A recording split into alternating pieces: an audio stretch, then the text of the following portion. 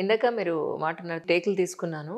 త్రివిక్రమ్ గారు చెప్పారు ఈ పాయింట్ అని. అంటే జనరల్‌గా చాలామంది చెప్తుంటారు. అద్దంలో నువ్వు యాక్ట్ చేసి చూసుకో అని అంటారు గానీ అది కరెక్ట్ ఇస్ ఇట్ కాదు.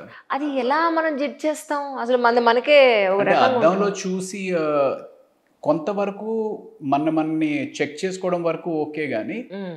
నిజంగా క్యారెక్టర్ అనేది అద్దంలో చూసి నిన్ను నువ్వు ట్రైన్ చేసుకోవడం అనేది పాసిబులే కాదు. అస్సలు పాసిబుల్ కాదు. ట్రూ. ట్రూ. ట్రూ. మీరు కూడా సత్యానంద్ గారి స్కూల్ నుంచి వచ్చిన తానలో పీసే అని విన్నాను.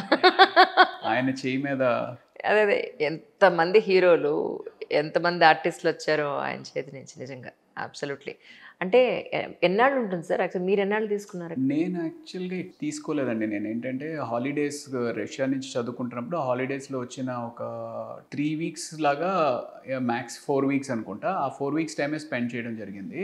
అది కాకుండా రాఘవేంద్రరావు గారి అబ్బాయి ప్రకాష్ తనది వర్క్‌షాప్ అక్కడ వైజాగ్‌లో జరిగిందనమాట. అప్పుడు కూడా ఒక 1 వీక్, 2 వీక్స్ ఆ వర్క్‌షాప్‌లో కూడా చేయడం జరిగిందనమాట.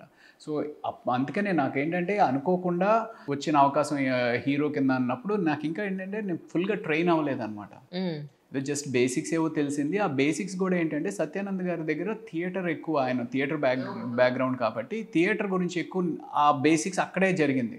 కెమెరా తోటి అనే ఇంటరాక్షన్ ఇంకా అప్పటికింకా రాలేదనమాట.